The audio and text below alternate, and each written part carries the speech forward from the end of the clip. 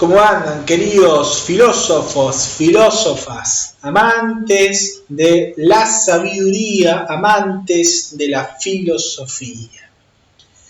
Vayamos a las notas de clase para seguir trabajando el pensamiento de Kant. ¿Cuál es la intencionalidad de Kant? Si la de Descartes fue buscar aquel fundamento de la realidad a partir del uso de la mera razón, una idea clara y evidente que se le viniera y de esa forma poder construir una verdad a partir de esa verdad primera, clara y evidente. La intención de Kant, su filosofía, va a pasar sobre todo entre la segunda y la tercera etapa, que es donde se va a gestar con mayor fervor, por lo que vamos a conocer a Kant a lo largo de la historia de la humanidad desde su muerte, es sentar en el banquillo de los acusados, es hacer un juicio a la razón. Sienta a la razón en el banquillo de los acusados y la acusa de haber querido sobrepasar sus límites. Y por lo tanto se va a preguntar hasta dónde puede conocer la razón. ¿Cuáles son sus capacidades? No puede ser que la razón conozca absolutamente toda la realidad. Para Kant eso no cerraba y por lo tanto, para poder zanjar la cuestión de una vez y para siempre, a favor de que la razón lo conoce todo o que la razón no lo puede conocer todo, vamos a sentar a la razón en el banquillo y la vamos a estudiar a fondo. Si la encontramos culpable, le va a quedar la culpa de haber querido lograr con soberbia el conocimiento de toda la realidad y va a quedar supeditada a los sentidos para siempre. Si sale victoriosa, habrá que aceptar el resultado de ese juicio, ¿no? Ya dijimos que el empirismo había avanzado en torno a los juicios a posteriori, es decir, solo se va a poder realizar juicios, dice el empirismo, luego de la experiencia, y nada nos va a poder asegurar que básicamente la próxima vez que realicemos una experiencia nos dé exactamente lo mismo de antemano que lo que nos dio hace un tiempo atrás.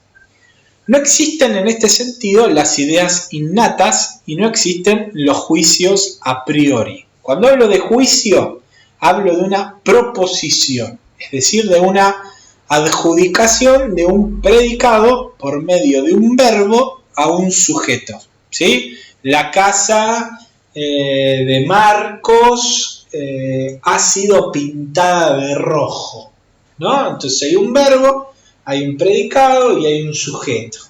Eso es un juicio. No hay juicios a priori. Yo no puedo decir un juicio verdadero a priori, salvo en el ámbito de la matemática, ¿no? Pero porque estoy hablando ya no de una cuestión empírica, sino de una cuestión de razonamiento deductivo. A partir de una definición del triángulo voy a poder decir que todo triángulo, en tanto es triángulo, va a tener su suma de ángulos 180 grados. Y eso va a ser siempre, pero porque la definición del triángulo es esa, ¿sí? Entonces, solo en la matemática, en la geometría, en la aritmética, en todo lo que tenga que ver con la matemática, en el álgebra, ¿no? En todo lo que tiene que ver con el campo de la matemática, voy a poder hacer juicios a priori. En el resto de las cosas, no. Esto es muy importante, porque en el fondo está poniendo una bomba en el pensamiento metafísico. ¿Cómo voy a poder conocer lo esencial de la realidad si no me puedo parar sobre un conocimiento cierto, ¿no? Si solamente voy a poder tener un conocimiento de lo que ya pasó, pero no de lo que va a pasar, no tengo ideas innatas, no tengo ideas a priori de las cosas, bueno, necesariamente entonces estoy poniendo una bomba en la idea de la metafísica clásica, donde la razón podía aprehender la esencia de las cosas y de esa manera la realidad se metía de alguna manera sin espacio y tiempo en la cabeza, ¿no? Entonces lo que va a intentar hacer Kant es intentar unir esta cuestión de lo a priori con los juicios a posteriori. ¿Hay alguna forma de poder unirlos en el ser humano?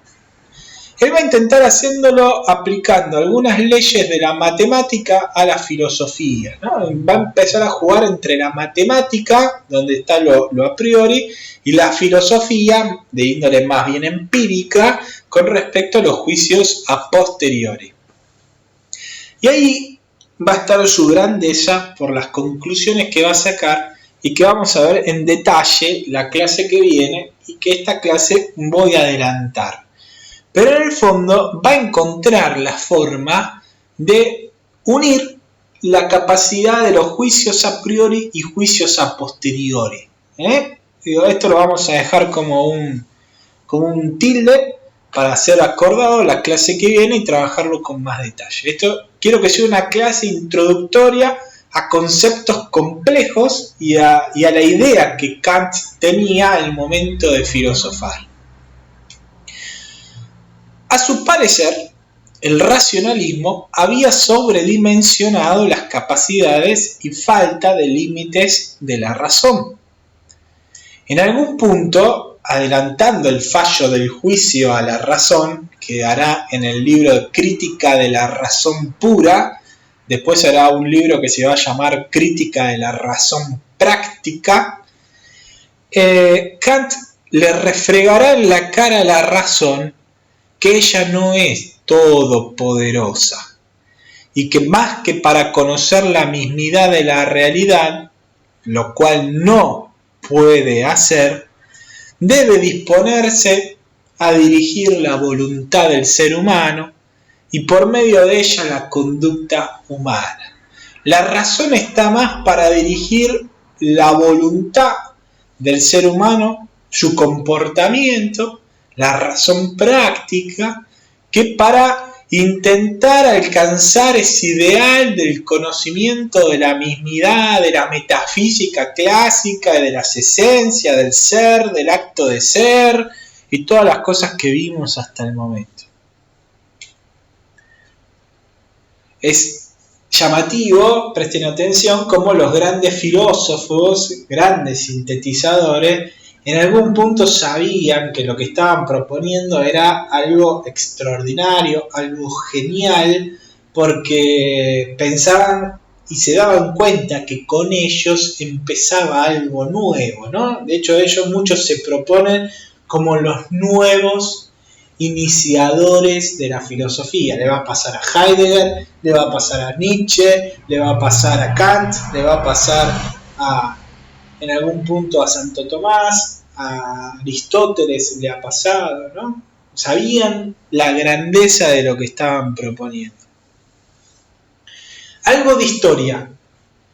Kant nació en Königsberg, ¿no? Prusia, un territorio que ocupaba parte de Rusia, que ocupaba parte de... Después les voy a subir el mapa al campus para situarlo bien, porque fue cambiando a lo largo de la historia, pero básicamente es de la zona de Europa más oriental.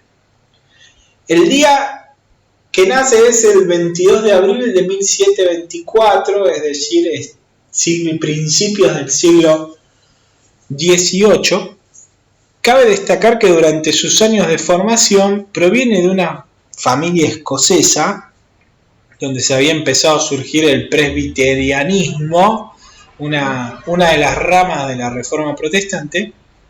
Fue educado bajo el espíritu religioso del pietismo.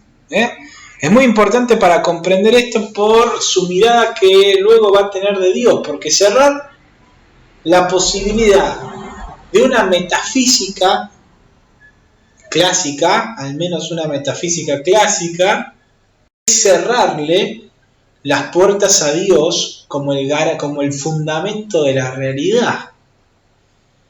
Entonces, de alguna manera es importante conocer su conocimiento religioso, su trayectoria religiosa, lo que afectó a Kant, esa forma particular de religión, porque va a intentar salvar la idea de Dios de alguna manera. Y eso es lo que lo va a llevar a decir que podemos llegar a acceder a Dios por medio de la razón práctica a partir de unos axiomas, de unas proposiciones específicas que vamos a ver la clase que viene, que le va a permitir salvar la idea de Dios, pero ya no el Dios metafísico, fundamento de toda la realidad, como proponía Santo Tomás, por ejemplo, ¿no?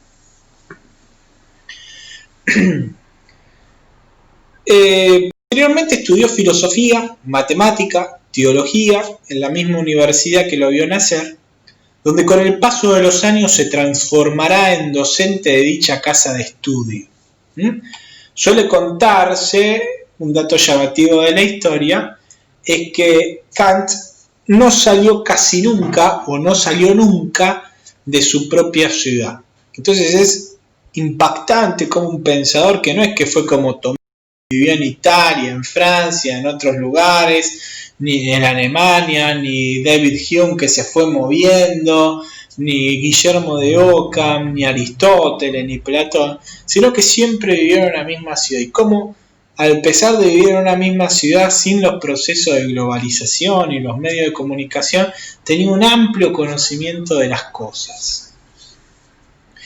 En los últimos años, Kant cayó en el retiro de las fuerzas propias de la senilidad, ¿no? Se fue de a poco, terminó con una suerte de apoplejía, es decir, terminó casi un pensador que se movía, que caminaba, terminó destruido justamente en sus fortalezas, ¿no? Llamativo, lo mismo que va a pasar con Nietzsche, digo, llamativo también algunas cuestiones. Desde 1798 no pudo ya continuar con sus cursos universitarios. Su mayor progreso en el pensamiento estuvo ligado a la investigación en estos años, en los años de cuando él fue docente. De hecho, el texto, el ensayo que él propone para ser docente, como la prueba que tuvo que dar para ser docente universitario, es uno de los grandes textos que va a sentar las bases después para la crítica de la razón pura, ¿no? O sea, su carrera universitaria estuvo ligada al ámbito del pensamiento. Finalmente fallece el 12 de febrero de 1804, estamos hablando de los 80 años de edad, ¿no? Su gran legado, la filosofía crítica. Como está la filosofía empirista, la filosofía racionalista, vamos a decir que la filosofía kantiana es una filosofía crítica, una filosofía trascendental. Crítica hace referencia no a que yo te critico porque no me gusta lo que vos estás diciendo, sino que crítico tiene que ver con el reconocimiento de los fundamentos. ¿Qué es una filosofía crítica? Una filosofía que busca los fundamentos de lo que está pensando. En el caso, si queremos hacer una filosofía crítica de la realidad, tenemos que ver quién es el que conoce la realidad y cuáles son los fundamentos que nos permiten decir que los sentidos y la razón pueden conocer la realidad y cómo la pueden conocer. Sentar a la razón en un juicio para ser enjuiciada, ahí está la expresión máxima de esta idea de la crítica, ¿no? Vamos a ver hasta dónde la razón tiene fundamentos para decir que llega a conocer todo aquello que dice que llega a conocer. El discurrimiento acerca de los fundamentos de la realidad va a ser algo fundamental en Kant, ¿no? Lo trascendental va a hacer referencia a lo que la clase que viene vamos a profundizar como condición de posibilidad. Cuando hablamos de condición de posibilidad no estamos hablando de las condiciones que van a hacer posible algo. No estamos diciendo, por ejemplo, que las condiciones de posibilidad de una torta es la es el huevo, es el agua, es la manteca y lo que lleve una torta de no sé qué. Sino que las condiciones de posibilidad es la forma en que algo se nos da. Pensando en Descartes, cuando él hablaba del cogito ergo sum, pienso y existo, la idea que habíamos visto era que cuando Descartes se daba cuenta de que estaba pensando algo, al mismo tiempo tenía la autopercepción clara y evidente de que existía. En el lenguaje kantiano vamos a poder hablar de una conciencia categórica, es decir, una conciencia que piensa algo en particular, pero paralelamente vamos a poder hablar de una conciencia trascendental.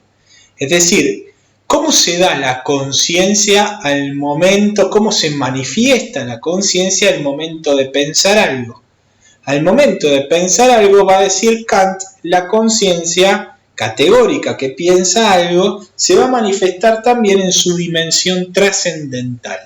Es decir, se nos va a manifestar como una conciencia que piensa algo, pero que al pensar ese algo, de alguna manera surge como un acto reflejo y se piensa a ella misma, ¿no?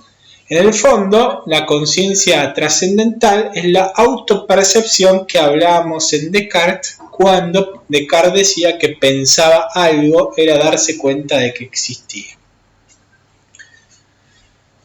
Con esto voy a dejar el segundo video en este punto para...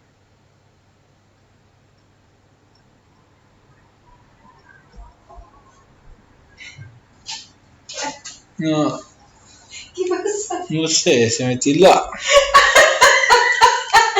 venía acá por el horno y dije, bueno, me voy hasta que cierren.